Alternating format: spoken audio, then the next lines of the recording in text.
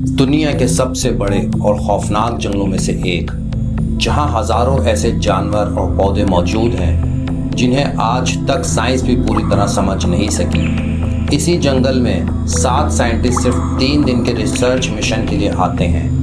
ان کا مقصد rear plants کا ڈیٹا کلیکٹ کرنا ہوتا ہے، لیکن انہیں بالکل اندازہ نہیں ہوتا کہ یہ مشن ان کی زندگی کا آخری مشن بننے والا ہے۔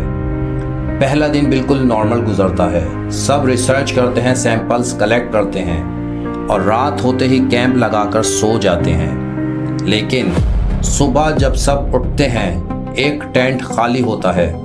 سب سمجھتے ہیں شاید ان کا دوست جنگل میں گیا ہوگا، مگر اگلے ہی پل سب کی نظر ایک درخت پر پڑتی ہے اور سب کے ہوش اڑ جاتے ہیں۔ ان کا دوست رسی سے لٹکا ہوا ہوتا ہے، اس کے سینے پر صرف ایک گہرا زخم اور نیچے زمین پر خون سے بنا ہوا ایک عجیب نشان۔ سب ایک دوسرے کو دیکھتے رہ جاتے ہیں۔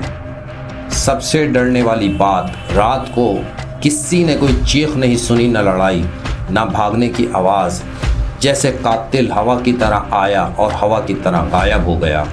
سب فوراً جنگل چھوڑنے کا فیصلہ کرتے ہیں، موبائل نکالتے ہیں، نو سگنل۔ سب گاڑی کی طرف بھاگتے ہیں، انجن اسٹارٹ ہی نہیں ہوتا۔ بونٹ کھول کر چیک کرتے ہیں، ہر چیز ٹھیک لگتی ہے، لیکن گاڑی پھر بھی اسٹارٹ نہیں ہوتی۔ اب سب کے چہروں پر صرف گھبراہٹ۔ 2 سائنٹسٹ گاڑی ٹھیک کرنے لگتے ہیں، ایک سائنٹسٹ کھانا بنانے لگتا ہے، دوسرا سگنل ڈھونڈنے کے لیے تھوڑا دور چلا جاتا ہے۔ باقی لوگ کیمپ کے پاس ہی رہتے ہیں۔ صرف کچھ منٹ گزرتے ہیں، کیمپ کی طرف سے زور کی چیخ گونجتی ہے۔ سب بھاگتے ہوئے واپس آتے ہیں اور دیکھتے ہی جم جاتے ہیں۔ ایک اور سائنٹسٹ اپنے ہی ٹینٹ کے اندر مرا ہوا ہوتا ہے، بالکل وہی زخم اور ٹینٹ کی دیوار پر وہی خونی نشان۔ سب ایک ہی بات سوچ رہے ہوتے ہیں، جب ہم سب باہر تھے تو پھر اس سے کس نے مارا؟ اب کسی کو کسی پر بھروسہ نہیں رہتا۔ ہر آدمی کو لگتا ہے قاتل شاید انہی میں سے ایک ہے۔ رات کو کوئی نہیں سوتا، سب ایک ہی جگہ بیٹھ کر پہرا دیتے ہیں، لیکن صبح ہوتے ہی ایک اور سائنٹسٹ غائب ہوتا ہے۔ سب اسے ڈھونڈتے ہوئے جنگل میں جاتے ہیں، تھوڑی دور ایک اور درخت، ایک اور لاش اور وہی خونی نشان۔ اب صرف 4 لوگ بچ چکے ہیں۔ اب انہیں یقین ہو جاتا ہے یہ جنگل شاید واقعی لعنت زدہ ہے۔ 2 دن تک وہ جنگل سے نکلنے کی ہر کوشش کرتے ہیں، لیکن ہر راستہ واپس وہی لے آتا ہے۔ آخرکار وہ گاڑی ٹھیک کرنے میں کامیاب ہو جاتے ہیں اور کسی طرح جنگل سے باہر نکل آتے ہیں۔ پولیس پورا جنگل چھان مارتی ہے، لیکن نہ قاتل ملتا ہے، نہ مرڈر ویپن، نہ کوئی ثبوت۔ کیس ہمیشہ کے لیے انسالوڈ رہ جاتا ہے۔ لیکن کہانی یہاں ختم نہیں ہوئی۔ 1 مہینے بعد بچنے والا ایک سائنٹسٹ اپنے اس دوست کے گھر جاتا ہے جو جنگل کے بعد سے اچانک غائب ہو گیا ہوتا ہے۔ دروازہ آدھا کھلا ہوتا ہے، گھر بالکل سنسان۔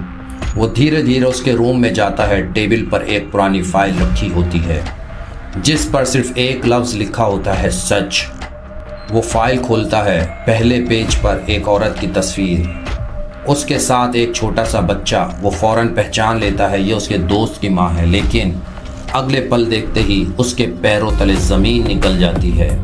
اس عورت کا نام انہی کی کمپنی کی سائنٹسٹ لسٹ میں ہوتا ہے اور اس کے ساتھ ان تینوں سائنٹسٹ کی تصویریں بھی لگی ہوتی ہیں جو ایمیزون جنگل میں مرے تھے۔ اگلے پل ایک سیکرٹ لیبارٹری کی تصویر جہاں ہیومن ایکسپیریمنٹس چل رہے ہیں۔